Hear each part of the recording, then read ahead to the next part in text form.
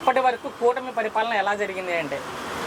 ఇప్పటి వరకు గత 2019 నుండి 24 వరకు రాష్ట్రం అనేది ఒక విధ్వంస పాలనలో మగ్గింది. మరి ఆ విధ్వంసం నుండి ఈరోజు సురక్షితమైనటువంటి పాలన వైపు కూటమి పోతూ ఉంది.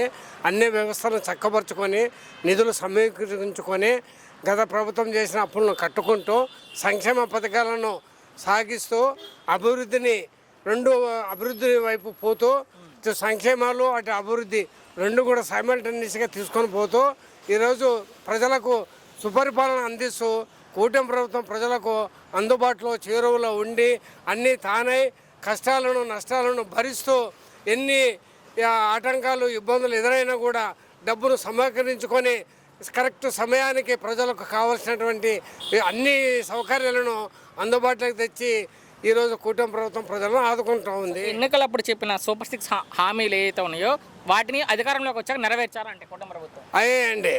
ఇప్పుడు గ్యాస్ వచ్చేసింది, ఉచిత బస్సు వచ్చింది, తల్లికి వందనం వచ్చింది. తర్వాత ఇప్పుడు ఒక్కటి ఆడబిడ్డ నిధి మాత్రం మిగిలింది సూపర్ 6లో. అది కూడా ఉగాదికి ఇచ్చేటువంటి అవకాశం ఉంది. ఖచ్చితంగా బాబు గారు కూటమి ప్రభుత్వం తప్పకుండా ఇస్తారు. అయితే చంద్రబాబు గారి గ్రాఫ్ రోజు రోజు పడిపోతుంది, వచ్చేది నేను ఈసారి ముఖ్యమంత్రి అంటారు. ఇదంతా అబద్ధం అండి. ఎందుకంటే గ్రాఫ్ పడిపోతుంది అనడం వాళ్ళ ఊహ మాత్రమే. అది ఈరోజు 6,000 వికలాంగులకు 4,000 వృద్ధ పెన్షన్ ఇస్తున్నాము. మరి దీనికంటే మెరుగైనటువంటి సౌకర్యాన్ని ఎవరు ఇవ్వలేరు. అదేవిధంగా అన్నదాత సుఖీభావ కావచ్చు, అదేవిధంగా టిడ్కో ఇండ్లు ఇప్పటికి మేము నిర్మాణం చేసినవి ఇవ్వడం కాక మళ్ళీ కొత్తవి ఇస్తున్నాం. అదేగా కొత్త స్థలాలు ఇస్తున్నాం. అదేవిధంగా కూటమి ప్రభుత్వము ఈరోజు ఆటో డ్రైవర్లకైతేనేమి ఇతర అన్ని సామాజిక వర్గాలకి అన్ని రంగాల్లో కూడా అందరినీ కూడా ఆదుకుంటూ ముందుకు పోతుంది. కాబట్టి బాబు గారి గ్రాఫ్ 100కు పైబడిపోయింది, కానీ తగ్గిందైతే లేదు, తగ్గదు కూడా. అది కూడా భ్రమ. చివరిగా సార్ ఎన్టీఆర్ విగ్రహం గురించి ఇప్పుడు ఒక చర్చ నడుస్తుంది.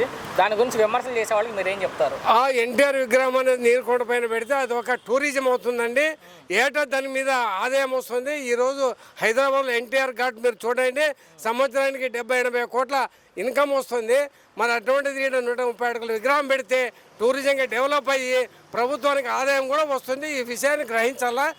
ఈ దుష్ప్రచారం చేసేవాళ్ళు వ్యతిరేకులు చేస్తుంటారు.